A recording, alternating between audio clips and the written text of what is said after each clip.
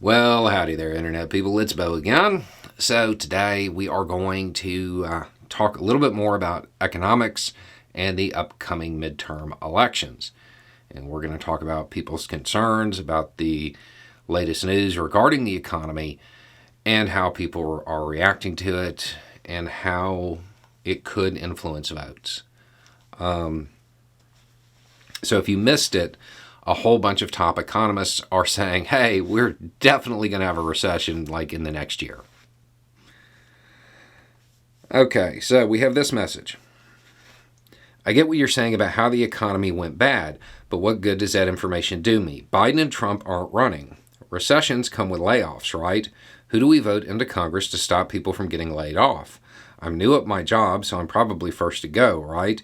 It would be nice if there was some kind of government action to stop that.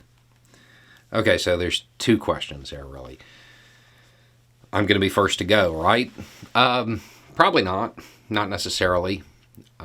That used to be how it worked back when companies at least pretended to care about their employees. They used to let the newer people go first, and then they would, hire them back if they had the ability. A lot of companies now have taken a different route. What they realized is that employees that have been there longer have gotten raises. They are more expensive. So a lot of them will lay off from those who have been there longer and just give the newer employees more work for that lower rate of pay and tell you to be thankful for it. That's not all companies, but that is a lot of them now. Now, as far as the other question, who do you put into Congress to stop layoffs? It's not a thing. Companies are cold, unfilling, profit-driven machines. They have one job and one job only, and that is to make money. Congress doesn't have a lot of power to regulate that aspect of it and to keep people at work. So in absence of that, you would have to alter your question. Switch it to, if I do get laid off, which party would I rather have in power? Would you rather have the Republican Party or the Democratic Party? One party is very much pull yourself up by your bootstraps. We're looking at making Social Security discretionary.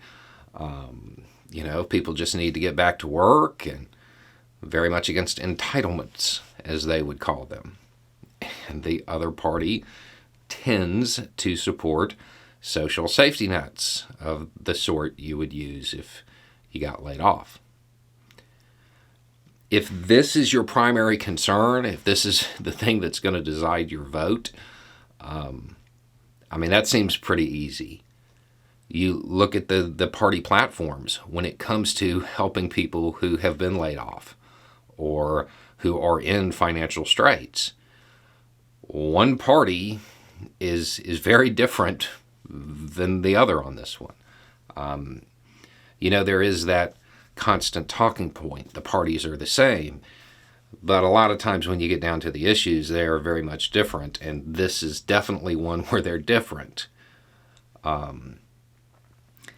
I would also point out that you have all of these economists saying that this is going to happen.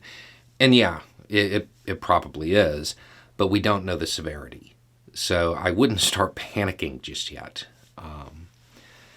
But when you're looking at your candidates, see how they see what their positions are when it comes to social safety nets or entitlements, depending on which party you're reading, which party platform.